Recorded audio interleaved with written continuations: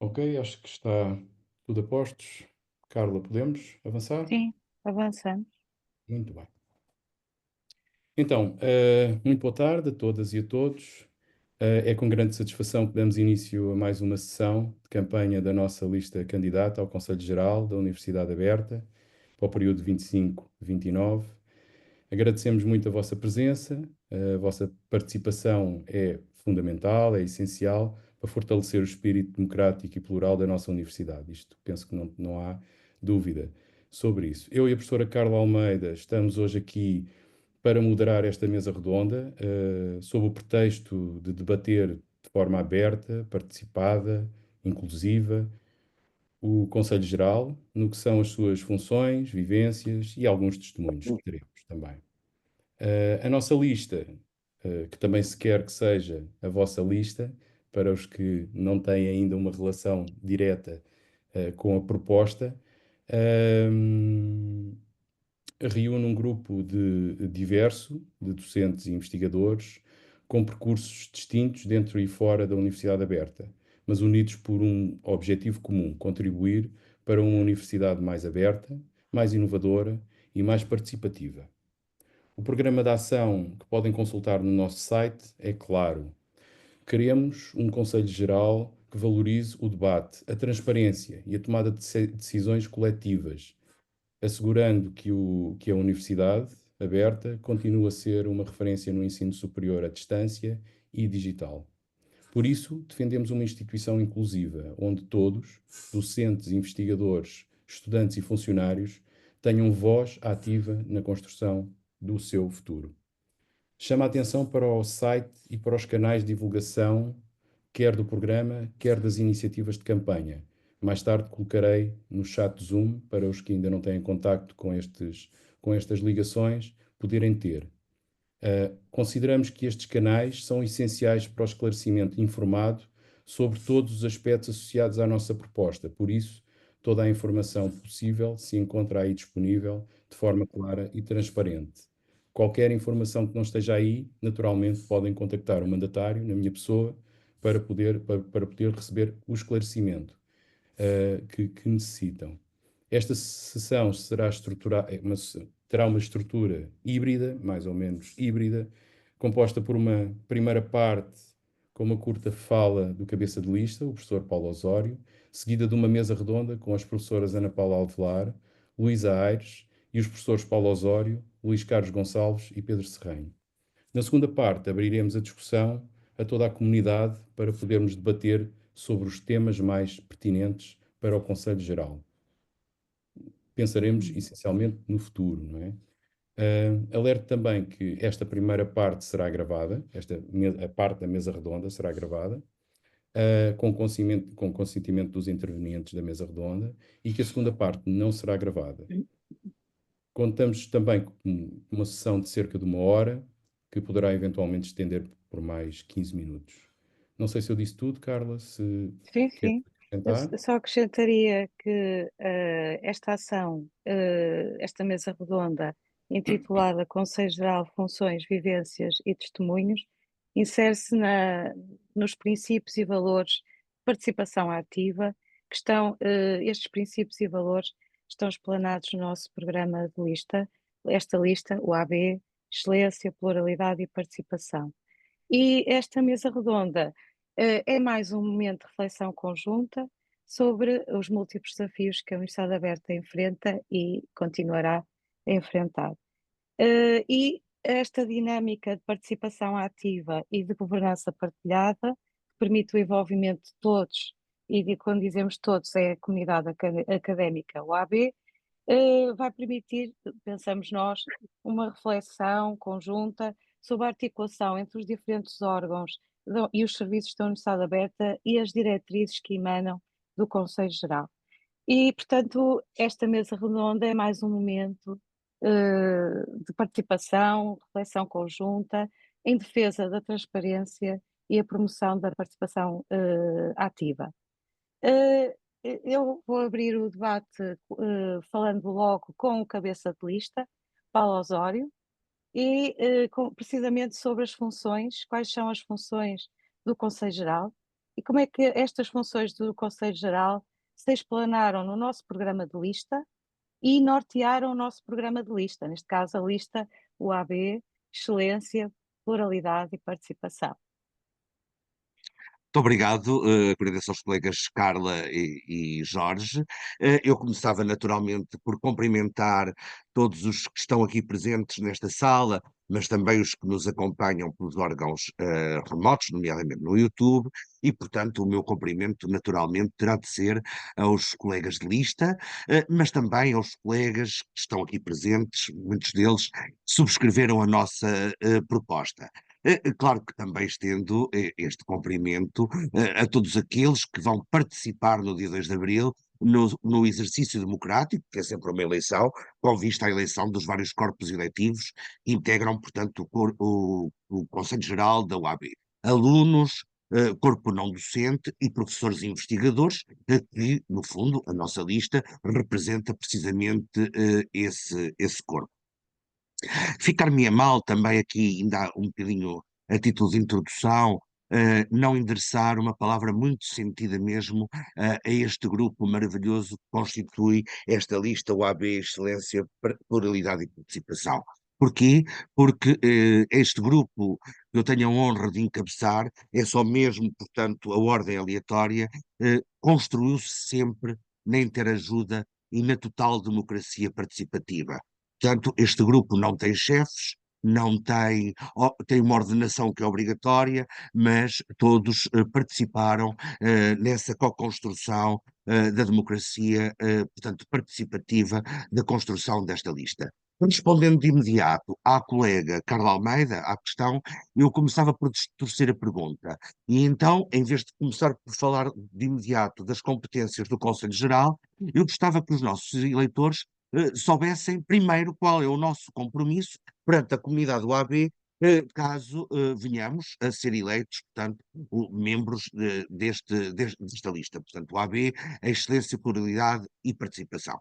E aqui parece-me fundamental esclarecer desde logo que nenhum de nós representa quaisquer tipo de grupos, quaisquer tipo de interesses individuais, mas o nosso propósito, e foi assim que nasceu este nosso movimento, foi sobretudo pensarmos a universidade no seu conjunto e participar num órgão. Portanto, nós estamos a candidatar a um órgão, não estamos a propor um programa reitoral, não estamos a candidatar-nos a reitores, nós estamos a candidatar-nos a um órgão que não é executivo, o Conselho Geral não é um órgão executivo, mas é um órgão estratégico.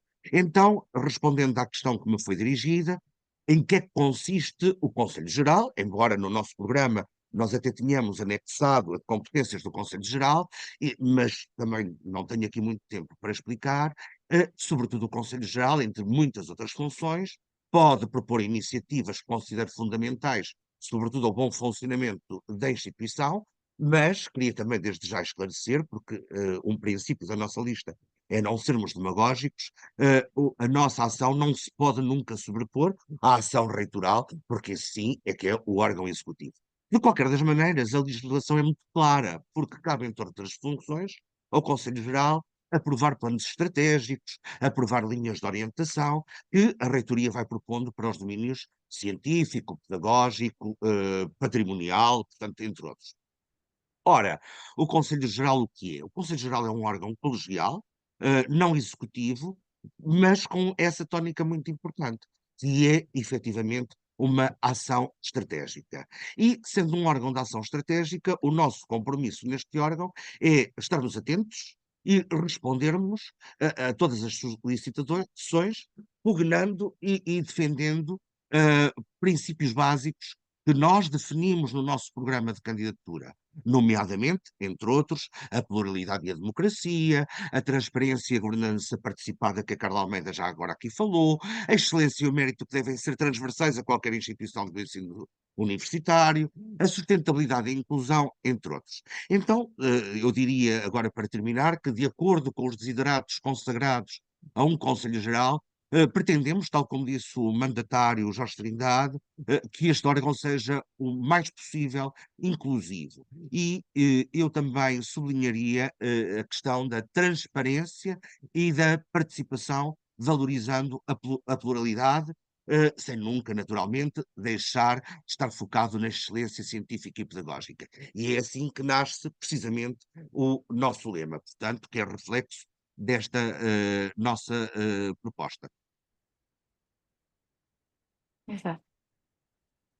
Jorge. Ok. Muito obrigado, Paulo. Eh, ah, Acho que podemos, Carla, abrir a mesa redonda, não é? Esta Sim, mesa sim. redonda tem aqui o tema das vivências e dos testemunhos. Quisemos trazer aqui eh, pessoas muito diferentes, com e sem experiência no conselho geral, a maior parte deles com uma experiência longa, outros com uma experiência mais curta e até outros sem, sem experiência. Nesta mesa redonda, como eu disse, estará a Ana Paula Avelar, a Luísa Aires, o Luís Carlos Gonçalves, o Paulo Osório e o Pedro Serranho. E eu, se calhar, começaria pela Ana Paula Avelar, e dada a dimensão da experiência neste órgão, acho que o que seria interessante era perceber e que nos falasse um pouco da sua experiência no atual Conselho Geral da Universidade Aberta. Muito obrigada. É um enorme prazer estar aqui nesta lista e a defender exatamente estes princípios, porque eu tenho que recuar um pouco, também vocês sabem qual é que é a minha formação, eu sou de História, sou historiadora e, portanto, isso também é importante nesta visão que tenho deste órgão. E este tempo, o tempo de permanência e de presença e de permanência, presença e pertença a este órgão, permite-me também ter várias visões e poder fazer este tipo de abordagem. A questão da inclusão é fundamental e eu lembro-me que é também uma tradição nossa, tradição da Universidade Aberta, porque eu lembro-me que ainda muito jovem, tinha entrado há muito pouco tempo para a Universidade Aberta e em 1998, e aqui não vou fazer contas à minha idade, em 1998 entrei para aquilo que é o órgão que na altura tinha a função que agora tem, em termos genéricos, funcionava também como este órgão de aconselhamento, de presença junto exatamente da reitoria, que era exatamente na altura a Assembleia Geral da Universidade Aberta. Portanto, eu era uma jovem, entrei, havia outros com muito mais experiência do que eu, logicamente, mas aprendi a estar e a ser acolhida exatamente nesta nova experiência de uma universidade que se estava já a construir, a desenvolver, a ter dores de crescimento, como é lógico. Também tive outra experiência que foi extremamente forte, e é um aspecto importante que nós, enquanto Conselho Geral, temos, é, no fundo, participarmos naquilo que é a nossa regulação da própria instituição. E lembro-me que em 2007, quando tinha saído há muito pouco tempo o RGES, e estavam todas as universidades a saber o que é que iam fazer, também participei na nossa Assembleia Geral da UAB, que, no fundo, conseguiu exatamente fazer aquilo que nós temos agora, aquilo que é os nossos estatutos, que agora foram ainda nesta última presença do nosso Conselho Geral, portanto, reformulados, foram discutidos e estão, portanto, junto exatamente da tutela para poderem ser aprovados. E depois pertenci a outros conselhos gerais. Mas relativamente à pergunta que o Jorge me pôs, que é uma pergunta extremamente interessante, realmente o ter pertencido a este último Conselho Geral permitiu-me, com este tipo de visão, portanto, de entradas com várias idades e em vários estágios, portanto, num órgão que exerce um magistério também de influência, de ligação à sociedade civil, permitiu-me ver como nós crescemos todos e enquanto também no próprio órgão, nomeadamente na própria participação e intervenção nesse órgão, porque havia várias vozes diferentes na sua postura, na sua forma de olhar para a universidade, mas conseguimos sempre ir debatendo as nossas diferenças, essas diferentes visões, acolhê-las e dar, no fundo, o nosso maior contributo para que a nossa instituição fosse crescendo e continuasse a crescer. E eu penso que é exatamente esse aspecto que deve ser aqui salientado. A minha experiência longa, portanto, algo realmente de momentos diferentes até da vida da universidade, em termos mais gerais, esta última experiência permitiu exatamente este tipo de debate. E é exatamente por causa disso, posso dizê-lo aqui, no fundo, que considero que a defesa da nossa excelência, de continuarmos a pugnar por ela, a desenvolvê-la e a acrescentar, da nossa pluralidade, que é um ADN da nossa instituição e deve ser e deve continuar a ser, e é o princípio da inclusão que é fundamental, e a questão da participação, que considero que a transparência da participação é fundamental. E isso foi sendo conseguido, nomeadamente neste último estádio deste último Conselho Geral. E penso que é uma herança que deve ser preservada e continuada. Eu se Jorge, calhar não sei pegava Obrigado. se. então pegava Obrigado, Ana nesta Paula. questão que a Ana Paula disse agora de momentos diferentes da vida da universidade e fazia aqui a ponte com o colega Luís Carlos Pimenta Gonçalves e a colega Luís Aires. Começava até pelo Luís, porque estiveram ambos, mas estiveram em épocas diferentes no Conselho Geral. O Luís Carlos, e aqui queria um bocadinho enquadrar, o Luís Carlos foi membro do primeiro Conselho Geral da Universidade Aberta, 2009 a 2013. Foi eleito e nomeado 2 vezes diretor do Departamento da Universidade Aberta. Isto é interessante porque é intrusar a questão dos órgãos executivos, não é? Os departamentos são órgãos executivos, são unidades orgânicas na Universidade Aberta, um órgão deliberativo e fiscalizador, que é o órgão que é o Conselho Geral, e pegar aqui nesta ideia que o Luís teve em 2 mandatos diferentes da vida da Universidade Aberta.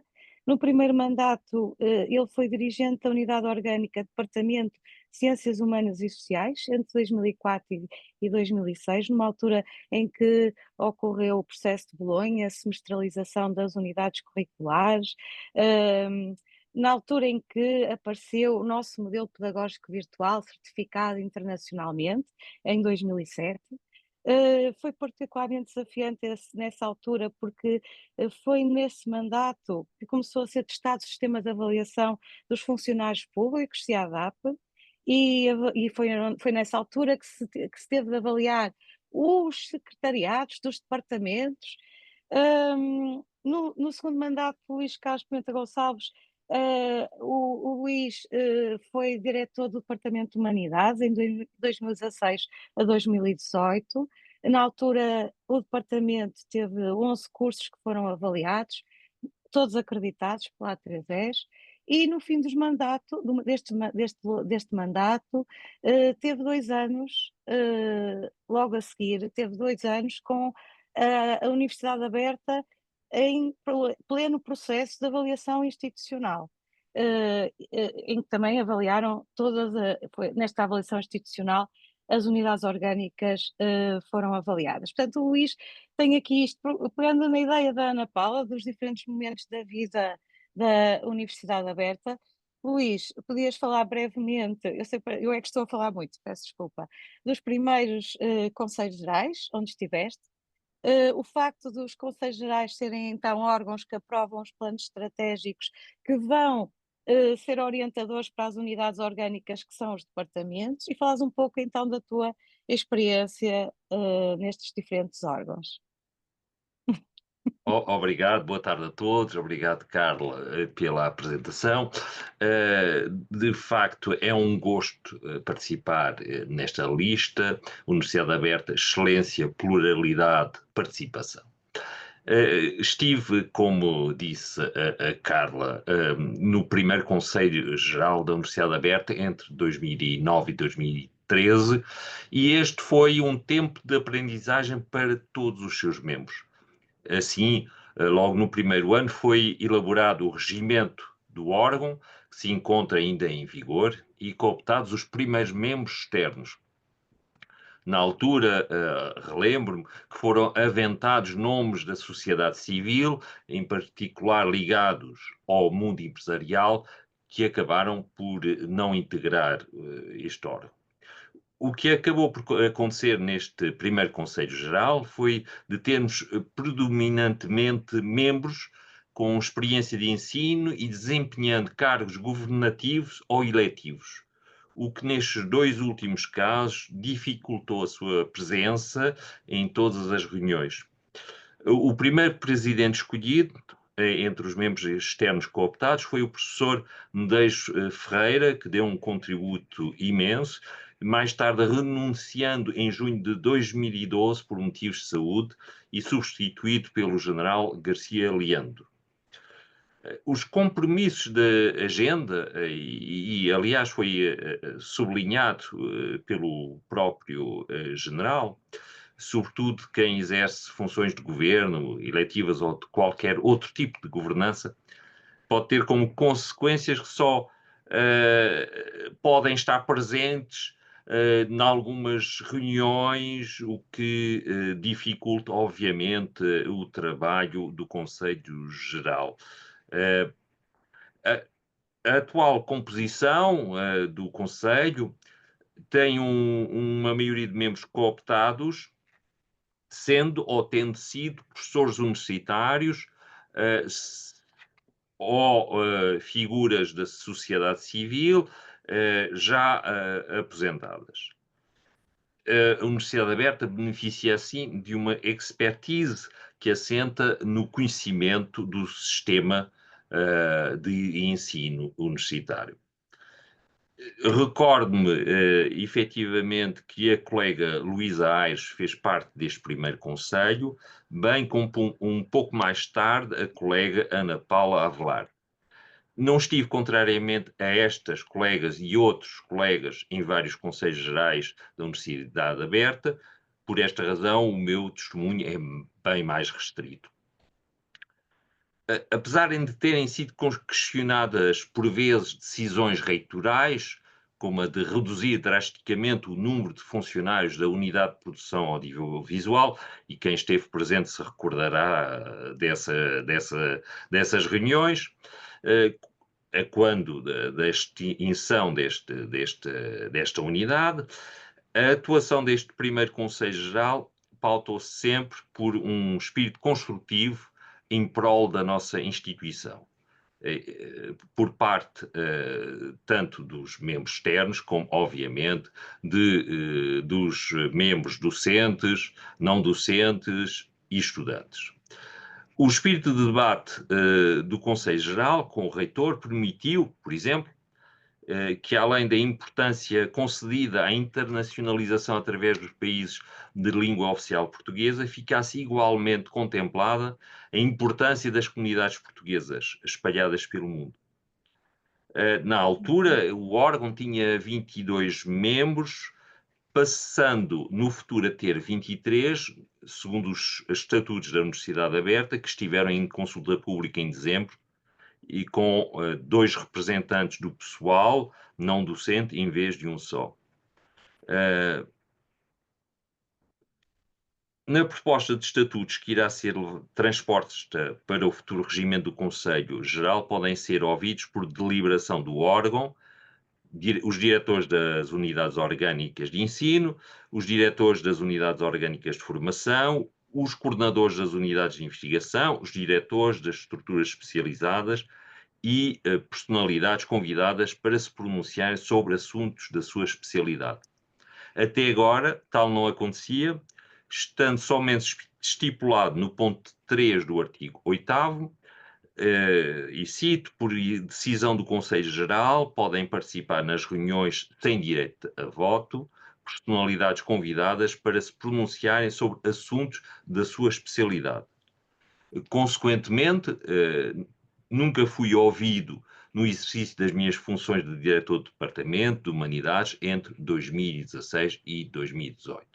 Obviamente que o Departamento de Humanidades que dirigia então colaborou e as suas no plano estratégico, nos relatórios de atividades da instituição, que foram depois, obviamente, apreciados no Conselho Geral. Para já era o que eu queria Muito dizer. obrigada, Luís. Sim. Obrigado. Obrigado. Muito obrigada, Luís. É muito importante o que o Luís referiu relativamente, tudo o que disse é importantíssimo, mas esta questão no caso do Conselho Geral, o diretor de departamento teve assento, nesses últimos anos em que estiveste, Luís, teve assento, mas não tinha, não podia falar, é isso? Não Não, tinha, não tinha assento. não tinha assento, ok. Não, não, não, Ai, não, não, ok, não. pronto. Mal, Então eu não percebi. Estava a contrariamente pensar se ao era que. como a Não, questão não, do Conselho no Conselho Científico. Geral não há Não assento por há, ok. inerência. Não há por Não, inerência pode como haver nos conselhos no Conselho científicos, Científico. mas não, o Exato. Conselho Geral é, como eu expliquei inicialmente, é um órgão, tem listas e, portanto, vão entrar as pessoas por método de onde não há inerências. Há, Exato. claro, e isso todos sabemos, não é? Há vários corpos que são eleitos, nós estamos a representar professores e investigadores, depois há o dos funcionários, naturalmente, há o dos alunos e há o das figuras cooptadas. Das figuras cooptadas sairá depois o presidente do Conselho Geral, mas não há, portanto, é um órgão que não tem Por- inerências como Pronto. outros Mas órgãos a têm. última frase Mas do Luís que não, dizia que. Sim, sim, não, Ana Paula.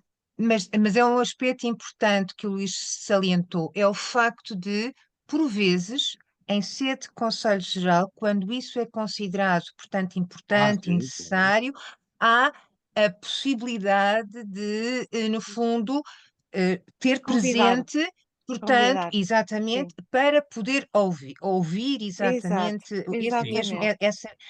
as suas razões e poder esclarecer todos os membros do Conselho Geral.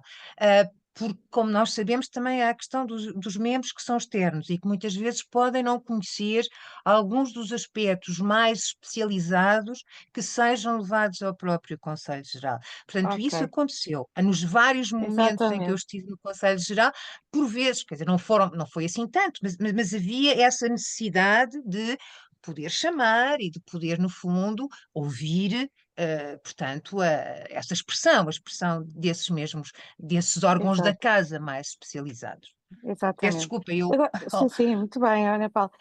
Agora passava a palavra à Luísa Leves Aires, a nossa colega, porque precisamente a Luísa e o Luís estiveram no primeiro Conselho Geral da Universidade Aberta, 2009-2013. A Luísa Aires é bem conhecida por nós todos, não é? Ela esteve em diferentes momentos, a Luísa esteve em diferentes momentos da história da Universidade Aberta. Foi coordenadora, Luísa, eu vou lembrar essa história. Foi coordenadora do Centro de Apoio da Delegação do Porto nos anos 90 e eu fiz parte, fazia parte do Centro de Apoio nessa altura. A Luísa coordenava uma equipa de tutores no ensino à distância tradicional. Foi uma das autoras do modelo pedagógico segundo ciclo da Universidade Aberta, juntamente com outros colegas do atual Departamento de Educação e Ensino à Distância, modelo que depois foi implementado e foi certificado internacionalmente, juntamente com o modelo pedagógico de primeiro ciclo. E este modelo implementado em 2007, relembro ainda que o modelo tem sido sempre a ser visitado e até recentemente há um e-book, entre outros e-books, não é, Luísa? Eu penso. Mas este e-book, o Modelo Pedagógico Virtual, Cenário de Desenvolvimento, publicado em 2018, juntamente com o nosso colega de lista, António Quintas Mendes, e a nossa colega de lista, Teresa Cardoso, e entre outros colegas que não são da nossa lista, mas são os nossos colegas, a Glória Bastos, Lúcia Amante. A Luísa foi diretora da Delegação do Porto, fez parte, portanto, nessa altura fazia parte do Conselho Geral da Universidade Aberta, é atualmente diretora do LIDE. E, Luísa, gostaríamos de te ouvir sobre a reflexão dos modelos pedagógicos de ensino à distância na Universidade Aberta ao longo destes anos todos, com diferentes paradigmas de ensino à distância, uma vez que tens uma vasta reflexão sobre a aprendizagem ao longo da vida, as competências digitais no século XXI, a promoção da aprendizagem online, fazendo sempre uma reflexão sobre os processos de ensino e aprendizagem online. Eu aqui queria relembrar a todos os colegas, todos devem saber, mas a Luísa é também, para além da licenciatura em Educação, tem licenciatura em Filosofia. Eu acho que isso... Carla, acho que está muito patente no trabalho da Luísa em diferentes situações, não só na reflexão científica, na reflexão pedagógica, isto está tudo entrosado, na gestão, portanto, Luísa, nós gostaríamos de te ouvir um bocadinho gostaríamos de te ouvir sobre a tua vasta experiência, porque o teu lugar de fala, como se costuma dizer, é fundamental, e sobre os modelos pedagógicos e como os modelos pedagógicos que no fundo têm a ver com os nossos processos de ensino e aprendizagem, estão entrosados com as diretrizes que emanam do Conselho Geral, ou seja, tudo isto está muito interligado. Luísa, a palavra é tua. Bom, colegas, antes de mais, obrigada, Carla, pela densa apresentação, mas eu que agradeço. Quero antes de mais cumprimentar os nossos e as nossas colegas que nos acompanham aqui pelo Zoom, pelas redes sociais, mandar uma saudação aos nossos estudantes, que eu espero que também nos estejam a ouvir, ampliar esta saudação aos técnicos da nossa universidade, aos coordenadores dos CLAS, e outros interessados nestas questões da educação à distância e, no caso concreto, do Conselho Geral. Eu não sei se, eu pelos depoimentos que estou a ouvir pelos colegas, estava aqui a tentar constituir e acho que surgem aqui muitos desafios, porque a tónica das intervenções vai muito no o que é que aconteceu no passado, e eu atrevi-me a provocar-vos para o debate, então, e como é que estamos aqui no presente e como é que nos vamos projetar no futuro. E voltando aqui às notas históricas e biográficas, eu pergunto se temos consciência todos de que faz precisamente em março, fazem 16 anos, completam-se 16 anos da primeira, portanto, da tomada de posse ou da eleição do primeiro Conselho Geral da Universidade. Portanto, precisamente em março, iniciou-se o primeiro Conselho Geral na Universidade Aberta e que se iniciou num período de plena efervescência da Universidade. Portanto, o Conselho Geral foi uma das múltiplas dimensões que emergiram na Universidade e que, de facto, a transformaram. E este processo de transformação, estes processos de transformação não acontecem de uma forma descontextualizada. Na nossa universidade, a emergência e a criação do Conselho Geral acontece, como já foi dito, numa fase sob a liderança do professor Carlos Reis, numa fase em que tudo estava a ser posto em questão, porque se tratava de tentar implementar, eu não diria, não gosto muito da palavra, mas criar dinâmicas para uma nova cultura institucional e, no nosso caso, sendo uma instituição de ensino superior, uma nova cultura educativa e pedagógica. Como a Carla disse, o meu papel aqui foi sempre um papel de múltiplas facetas, porque eu estive sempre na delegação do Porto. O meu lugar de ação e de fala foi sempre o de pertença a um departamento, que é o Departamento de Educação à Distância, e, portanto, mas também a um serviço desconcentrado da universidade, e nessa altura tive a responsabilidade de fazer com que a delegação, ou dar provas de vida à delegação, como dizia o professor Carlos Reis, estamos em tempos difíceis e as delegações têm de fazer pela vida, têm de fazer prova de vida diariamente. Portanto, foram muitos desafios. E nesse contexto, e no exercício de fazer, recentrar também o próprio papel das delegações na universidade, senti que, por um lado, tinha que fazer o meu investimento e dar o meu investimento na minha área central, que era a educação, mas, simultaneamente, ser membro ativo de um serviço desconcentrado que tinha que fazer pela vida diariamente. E foi dentro dessa lógica que fiz parte do grupo de trabalho que levou à criação dos centros locais de aprendizagem, perspectivados sempre como polos de transformação, integrados nesse processo de transformação da universidade e de consolidação do projeto da universidade e das delegações. Mas voltando à questão crítica que me colocas, Carla, de facto, o modelo pedagógico surge no contexto desta dinâmica de transformação e é o motor, de facto, da transformação digital da nossa universidade e da transformação das culturas pedagógicas. O modelo pedagógico, está aqui o António Quintas, foi, de facto, um modelo enraizado, foi enraizado na teoria, nas teses de doutoramento que muitos de nós estávamos a terminar nos anos 2000, 2001. Foi nessa altura que nós começámos com o nosso módem à procura do sinal para apanharmos a internet, a experimentar os primeiros cursos de formação online. E quando se institucionaliza o Conselho Geral, o modelo pedagógico já tinha sido institucionalizado, tratava-se de criar dinâmica para que ele pudesse ser acolhido por toda a universidade, porque não se tratava de chegar ali e plantar uma nova cultura pedagógica.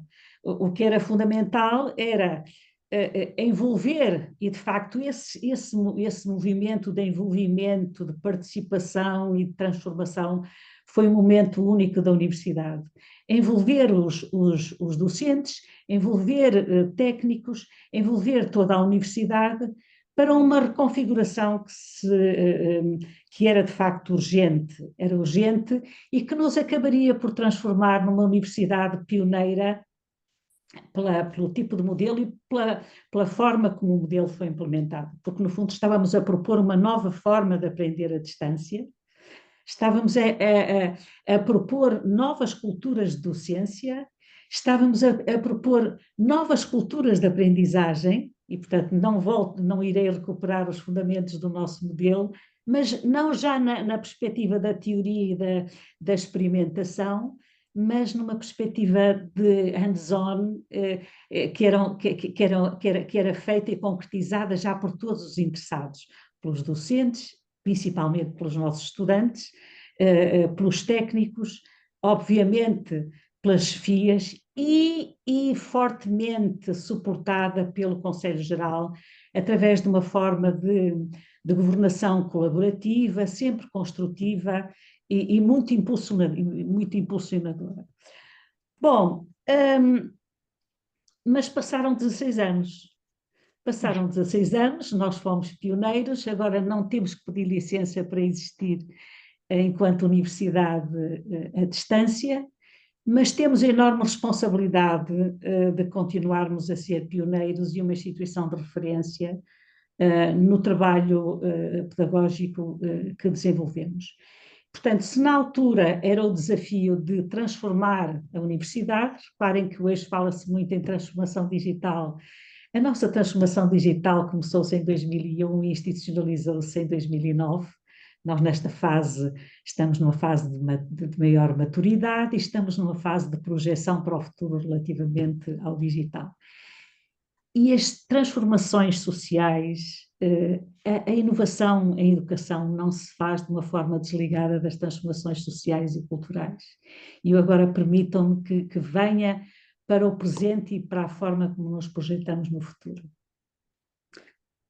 Nós neste momento, e por coincidência, já não estamos na fase de sedução para as virtudes do nosso modelo pedagógico, estamos na fase de olhar criticamente para o nosso modelo pedagógico, que não se trata de ser substituído, mas de introduzir dimensões que reflitam as características da sociedade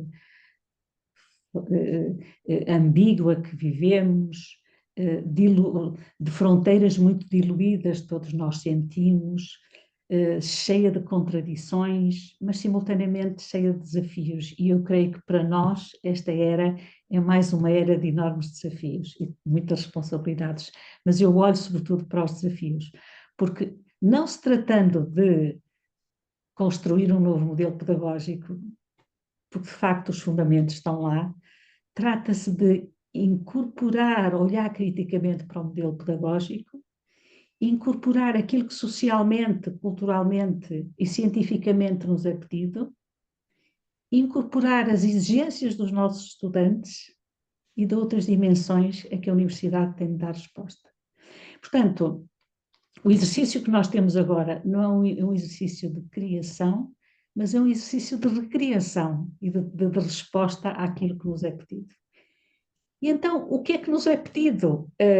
Neste momento, estamos a rever criticamente, acreditem, criticamente o nosso modelo pedagógico, mas sem perceber muito bem, ao contrário do que acontecia em 2009, sem perceber muito bem quais são os desafios com que nos vamos confrontar, não é daqui a um mês, nem no próximo ano, é já amanhã. Porque, de facto, o processo de aceleração é alucinante, as exigências vão aumentando e vão-se mudando as características das mudanças, das exigências com que nos confrontamos vão mudando e, portanto, nós temos de aprender a viver nesta margem de inovação que tem que ser sistematicamente incorporada, conjugá-la com a dimensão de uma grande flexibilidade, mas sem cedermos a muitos soundbites que circulam muito mesmo nas comunidades científicas, de que, ok, agora vamos todos pela flexibilidade, vamos todos pela personalização, vamos todos pela modularização da educação, e eu muitas vezes me pergunto-me, sim senhora, são de facto exigências que nos são postas, os nossos estudantes apropriaram-se de uma concepção de flexibilidade e de educação à distância, que é aquela que, sobretudo, que eles vivenciaram no pré e no pós-Covid e pandemia, porque não vale a pena, estamos todos cansados da pandemia, cansou-nos e ficámos todos exaustos, mas as marcas estão aqui, vêem-se, não é? E, portanto, nós temos de gerir com alguma sensibilidade, com algum bom senso e, sobretudo, com conhecimento e com posições muito informadas sobre aquilo que é desejável fazer, ir fazendo, não é fazer e tomar decisões, é ir fazendo. E este ir fazendo levanta aqui muitos desafios. Por exemplo, em relação à dimensão da flexibilização. Claro que é o conceito da flexibilização, que é um aspecto que tem de ser introduzido, não é? É clássico, não é nada de novo, mas a questão que se coloca é, e até onde é que nos leva esta flexibilização? Quais são os limites da flexibilização sem cairmos necessariamente numa fragmentação e numa incoerência daquilo que é suposto ser um projeto formativo? Neste momento, por exigências da própria lógica e filosofia da aprendizagem ao longo da vida, temos que incorporar formações modulares, as microcredenciais, mas até que ponto é que o uso das microcredenciais, se não for integrado num processo de decisão informada, não nos leva a um processo de formação que ele é em si mesmo incoerente, desinformativo e muito pouco alinhado até com aquilo que também é suposto, com que são os fundamentos, competências fundamentais que um estudante do ensino superior deve adquirir. Eu estou a dar só alguns exemplos. E agora vamos entrar nas questões da inteligência artificial. Portanto, nós neste momento sabemos muito pouco, têm-se produzido discursos que são meras generalidades, temos aqui muitos desafios, ok, é verdade, é preciso ter muita atenção à dimensão da ética, é verdade, é preciso e é fundamental ter em conta as questões da autenticidade, mas como é que todas estas múltiplas dimensões se refletem de uma forma informada num modelo pedagógico que tem que ser cada vez mais flexível integrador desta diversidade e, simultaneamente, fluido e permeável às exigências que nos vão sendo colocadas dia a dia. Colegas, eu pensando, não quero alongar, peço desculpa porque se calhar já falei demais, pensando, qual é o papel do Conselho Geral relativamente a este processo de transformação? Eu, pela experiência que tive, entretanto afastei-me, devo dizer que neste momento é um privilégio, ao fim de 16 anos, voltar a discutir o Conselho Geral, porque eu vejo que a discussão, perspectivo esta discussão do Conselho Geral de uma forma integrada, numa cultura de uma instituição que tem de ser pujante e dinâmica e inovadora e tem de estar na linha da frente, e sempre numa lógica de governança colaborativa, solidária e responsável. E, portanto, o Conselho Geral, na vertente pedagógica que lhe compete, tem de ser constituído por membros que tenham este tipo de sensibilidade, por membros que sejam capazes de pensar em conjunto, por membros que conheçam o que é a cultura de uma universidade e que sejam capazes de projetar o que deve ser uma cultura de uma universidade à distância nos tempos em que vivemos. E, portanto, eu fico por aqui e fico a aguardar as questões provocadoras e provocatórias que certamente nos vão surgir. E obrigada. Obrigada, Luísa. Pegando então nesta ideia da Luísa, do facto destes modelos pedagógicos serem implementados, como tu disseste, Luísa, pelo Conselho Geral, ou seja, porque é um órgão deliberativo e fiscalizador, pegando nessa ideia, perguntava ao Paulo Osório, nosso cabeça de lista, na qualidade de cabeça de lista, o que é que esta lista contribui para o próximo Conselho Geral? Ou seja, aquilo que a Luísa precisamente pergunta, não é? Os futuros da Universidade Aberta, não é? Paulo, tens que ligar o microfone, Paulo. Paulo? Obrigado, Carla. Bem, de certa forma, a nossa colega Luísa já respondeu em grande parte, portanto, à questão que tu colocas, não é? Eu revejo-me e subscrevo aquilo que a nossa colega Luísa Aires disse, e, portanto, o contributo que nós podemos dar para o próximo Conselho Geral é precisamente aquilo que a Luísa, e sublinhou muito essa tónica, pensarmos em conjunto e, sobretudo, estarmos atentos às exigências que a atual sociedade, desde logo a questão da inteligência artificial, nos coloca, mas também estarmos atentos aos desafios que a especificidade da nossa universidade, portanto, a Universidade Aberta, coloca. Portanto, eu revejo-me totalmente e é naquilo que a Luísa Aires disse, e penso que é por aí, de facto, neste espírito de integrador e de uma governança colaborativa, que nós podemos dar um salto positivo. Depois, claro, há um aspecto que aqui foi focado e que faz parte do nosso programa, e que tem a ver com o seguinte, tem a ver com a própria concepção que nós temos de universidade. Essa concepção, naturalmente, pode ser variável de pessoa para pessoa, mas embora nós sejamos um corpo, digamos assim, que nos estamos a apresentar para sufrágio de professores e de investigadores, parece-me que uma instituição como a nossa, e uma instituição universitária, ensino superior tout court, tem que ser uma universidade que não esqueça, portanto, essa perspectiva precisamente integradora. E por isso eu estou em crer que o nosso programa e a lista que constitui, portanto, esta nossa equipa, tem como ideia base, portanto, também a própria unidade de todos os setores da universidade. Professores e investigadores, naturalmente, são aqueles que nós estamos a representar, mas não nos podemos esquecer dos estudantes, que, no fundo, são o grande objeto para o qual toda a nossa atividade se destina, os funcionários, seja de que ramo for, técnicos, os coordenadores dos planos. Portanto, essa perspectiva é importante, porque me parece que, e eu gostaria que a nossa, enfim, o próximo Conselho Geral pudesse também passar às pessoas, aqui entre o meu lado mais humanista, também alguma esperança. Esperança em que todos nos devemos rever na nossa instituição.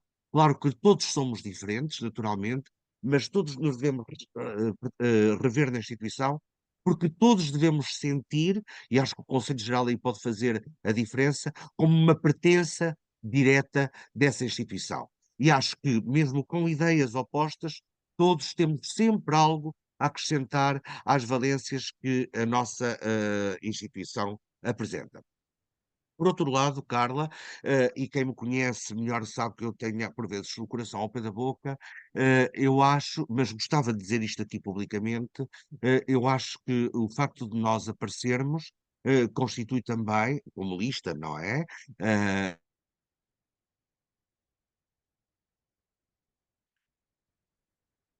Ficaste parado. Pois eu penso que porque eu parece-me que é muito importante e que isso nossa disponibilidade para em conjunto partilharmos. Basta vermos um pouco a história dos Conselhos Gerais dos últimos tempos das universidades portuguesas para nos apercebermos de quão importante é a existência de várias listas com diversidades de opiniões e que depois dessa diversidade nascerá a luz. Eu queria só aqui fazer um parênteses. Este desabafo, enfim, parece constituir uma dimensão algo profética, mas não é isso, é exatamente o contrário. É a afirmação de que a discussão de ideias só pode produzir bons resultados. E este é provavelmente um dos grandes contributos da nossa lista no próximo Conselho Geral. É ajudar à discussão, à problematização e descermos às bases, para que todos se sintam pertença da universidade. Obrigada, Paulo. Jorge, se calhar agora passávamos. sim, sim. Agora, se calhar passávamos ao Pedro Serranho, porque o Pedro representa uma geração diferente, não é? Dos Santos Primor, e sem referências a idades, naturalmente. É Mas impossível, é impossível não Pedro, referir as idades. Pedro poderia esperar-se que não tivesse uma grande experiência, mas o Pedro tem participado e tem tido uma voz ativa na universidade, tendo em conta o tempo em que ele está em que ele está na universidade. O Pedro Serranho, para além de pertencer a alguns cargos de gestão da oferta educativa, nomeadamente coordenações de cursos, ele é também membro do Senado e também membro do grupo de trabalho que tem por missão elaborar a proposta de revisão do modelo pedagógico virtual da Universidade Aberta. E por isso eu estaria curioso em perceber, para um docente que não integrou o Conselho Geral, ainda não integrou o Conselho Geral, e caso sejas eleito, naturalmente, não é? Isso tem a ver com a ordenação e com os votos que nós teremos ou não. O que é que achas, como é que tu achas que podes contribuir para o Conselho Geral, para o futuro da universidade no Conselho Geral que aí vem? Muito obrigado, Jorge. Boa tarde a todos. Eu, em primeiro lugar, eu queria dizer que é para mim um grande privilégio fazer parte desta lista. E este pequeno excerto que vocês estão todos a assistir, portanto, com as intervenções do Paulo, da Ana Paula, da Luísa e do Luís, é o que eu tenho todos os dias e, portanto, nestes últimos dias eu tenho tido acesso a este tipo de informação todos os dias e, portanto, isto é altamente enriquecedor. É para mim uma grande felicidade de fazer parte desta lista. De alguma forma estou bastante motivado para tudo o que possa vir daqui. Portanto, queria deixar essa nota, de alguma forma também agradecer a disponibilidade e o convite para fazer parte da lista. Em relação à tua pergunta, Jorge, eu vou tentar ser muito telegráfico, porque resvalámos um bocadinho do tempo. Se calhar eu começava por enquadrar as 3 palavras que nós temos no lema da nossa lista e como é que, eventualmente, o meu contributo pode transparecer a partir daí. Portanto, o primeiro é a excelência, não é? A excelência, obviamente, nas 3 principais vertentes de uma universidade, que é a criação, a transmissão e a divulgação de conhecimento. Eu, do ponto de vista de criação de conhecimento, e em particular a minha participação no Senado sempre foi, ou teve sempre uma grande componente de investigação, porque eu acho que nós na nossa universidade temos em algumas áreas, especificamente em algumas áreas que eu conheço melhor, temos investigação de altíssimo nível, mas não conseguimos muitas vezes traduzir isso em financiamento para a universidade. E, por exemplo, é um dos pontos que eu acho que nós podemos melhorar e é um dos pontos que várias vezes levantei em discussões do Senado.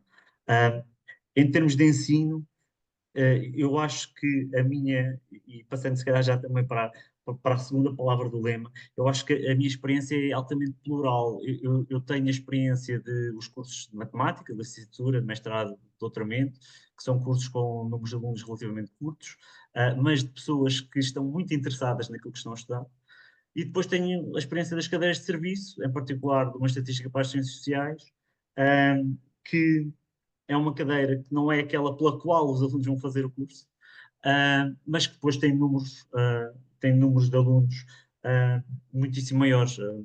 Neste momento não sei exatamente se ainda se manterá assim, mas esta unidade curricular foi durante muitos anos a maior unidade curricular da Universidade Aberta. E isso permitiu-me dar-me muito em termos de Universidade Aberta, porque esta unidade curricular, ao longo dos cerca de 10 anos que eu fui responsável dela, teve contributos de vários serviços e de várias áreas da Universidade Aberta, desde logo os serviços de produção digital, em que fizemos vários recursos multimédia para a unidade curricular, do próprio LEAD, que me ajudou a gamificar a unidade curricular e a torná-la mais interessante para os estudantes. E, portanto, eu penso que todas estas vertentes e todas estas valências, penso eu, podem ser úteis. Eu gostava de terminar, mais uma vez, portanto, vou tentar ser muito rápido, por dizer o seguinte: eu acho que em qualquer órgão colegial, e o Conselho Geral é um exemplo disso, é preciso haver, por um lado, pessoas com diferentes pontos de vista, com diferentes experiências. Eu, claramente, neste momento, não tenho o lastro de uma Ana Paula, de um Paulo, de um Luís e de um Luís Carlos, mais uma vez. Por outro lado, já fui um André Pereira Matos, por exemplo, uma pessoa que é recente na universidade, cheia de vida, cheia de vontade de mudar as coisas, que também faz parte da nossa lista e, portanto, também tenho ainda a memória do que é ser um André Pereira Matos. E eu acho que toda esta pluralidade é muito importante e acho que a nossa lista conseguiu isso muito bem, conseguir ter pessoas com vários percursos e em diferentes fases desse percurso. Eu acho que essa parte é bastante relevante. E ajuda a essa pluralidade. Finalmente, gostava de falar de participação. A democracia dá-me trabalho. Eu acho que toda a gente da nossa lista está disposto a fazê-lo. E eu acho que isto é uma nota muito importante. Em todos os órgãos colegiais que eu fiz parte, eu fiz sempre questão, quando era nomeado, enfim, eleito, o que fosse, de fazer ver aos meus colegas, em particular departamento, que tinham ali uma porta aberta para se fazer representar nesse órgão. E eu acho que isto é muito importante. Ou seja, o que eu quero dizer com isto é, se eu tiver a confiança dos meus colegas para estar no Conselho Geral, eu estou à distância de um telefonema, de um e-mail, de um SMS, de um almoço, obviamente também aceitarei se for para ir almoçar, para podermos falar sobre a universidade, para ter outras perspectivas em relação àquilo que virá a ser discutido no Conselho Geral ou que possa vir a ser discutido no Conselho Geral. E, portanto, em particular, eu acho que os restantes elementos da nossa lista temos todos esta visão. Nós queremos uma universidade participativa e isso quer dizer que nós estamos abertos a essa participação dos nossos colegas para, eventualmente, levar esses temas à discussão a Conselho Geral. Eu penso que é Se tudo. me Muito obrigado. permitem, Se me permitem só uma questão, eu acho que este aspecto que o Pedro salientou é um aspecto importante, que muitas Eu vezes não gostaria é, de não é intervir. Sim, É mas eu ainda vou dar possível? a palavra ao Paulo Osório, ainda antes de abrirmos o debate, pode ser? É Mas possível? Sim, com Ana certeza. Paula, Sim, mas Ana Paula, eu vá, só é só gostaria de terminar. intervir Sim, sim. e Claro, está a fazer um participar, trabalho de participar. moderação ótimo, Carla. E quando for possível, eu gostaria de Sim, ter logo essa a seguir, palavra. sim, Pode sim. ser? Sim, claro. Mas Ana Paula, não Obrigada. sei se está tudo dito, não, não está, pois não, tem um Não, microfone. eu era só para salientar este aspecto, Pedro. Isto é possível, mesmo que não esteja consignado, é possível levar, porque os membros do Conselho Geral são mediações, e, portanto, e nós tentámos fazer isso, nomeadamente nesta última discussão relativamente aos estatutos. Portanto, eu acho que essa mediação é possível, e Uhum. enquanto membro desta lista, eu defendo essa mediação que o Pedro estava a falar há pouco, da Exatamente. proximidade com quem nos pode dar confiança. Pronto, com quem nos dá a Uhum. confiança se nós lá estivermos, não é? Só isso, mais nada, Paulo, era só isso, está bem, Paulo? Pronto, então tendo em conta o que o Pedro e a Ana Paula acabaram de dizer, precisamente porque os membros do Conselho Geral representam os professores e investigadores da Universidade Aberta, neste caso esta lista, não é? Porque também haverá outros membros no Conselho Geral que representam os funcionários e há membros do Conselho Geral que representam os estudantes. Tendo em conta que nós representamos, neste caso somos candidatos e se formos eleitos representamos os nossos colegas, não são os da lista, mas são os nossos colegas, professores e investigadores. Queria perguntar-te, Paulo, como é que entendes então, mesmo para terminar e darmos agora abrir ao debate com todos, não é? A noção de governança partilhada e de colaboração que aqui e participação ativa que tanto aqui se falou. Eu vou ser muito telegráfico porque há colegas que querem intervir e é interessante agora abrirmos para o debate. Carla, eu chamaria a atenção para a página 4 do nosso programa e já agora permitam-me partilhar do entusiasmo que o Pedro Serrano falou, portanto, com diferentes experiências que todos nós temos. Este programa foi um programa feito a 24 mãos ou melhor, a 48, se contarmos que todos temos duas. Portanto, tudo isto foi muito debatido e deu muito trabalho, e por isso eu convidava todos os nossos eleitores a lerem o nosso programa, que é um programa que nos orgulha muito, desde logo. Mas, e para centrar a questão da Carla, na página 4 desse programa, nós referimos precisamente à governança participada. Ora, Carla, o que posso dizer é que aqueles que formos eleitos, nomeadamente tu também e todos nós que formos eleitos, se formos eleitos, a nossa ação terá de assentar em defender intransigentemente a total transparência dos processos, das decisões institucionais e da gestão de recursos, apostando-se precisamente numa governança partilhada, adaptativa e responsável. Ora, o nosso programa, de facto, aponta para essa necessidade de um Conselho Geral que acautele precisamente todas essas questões.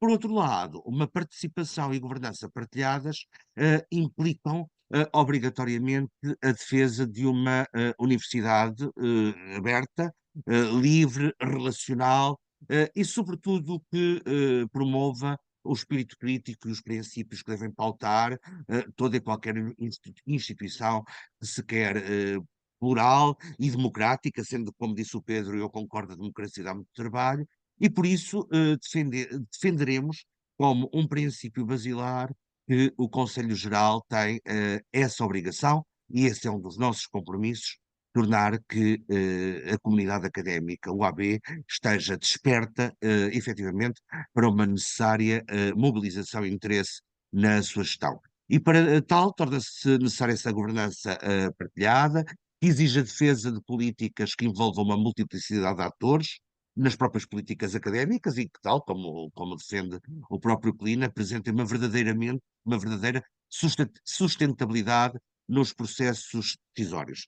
Só mesmo para terminar, estou em crer que uma instituição de excelência, como é a nossa, e que almejamos sempre mais excelência, tem de ser dialogante entre todos os agentes da comunidade, em que todos, como já referi, se devem sentir parte integrante, e, portanto, da nossa parte, não haverá lugar a vozes que ditem o que tem de ser feito, mas a vozes que contribuam para o que deve ser feito, uma vez que a UAB somos todos, todas nós, e nunca constituída só por alguns setores que possam achar que têm mais verdade uns do que outros. Portanto, somos todos nós nessa pluralidade. Obrigada.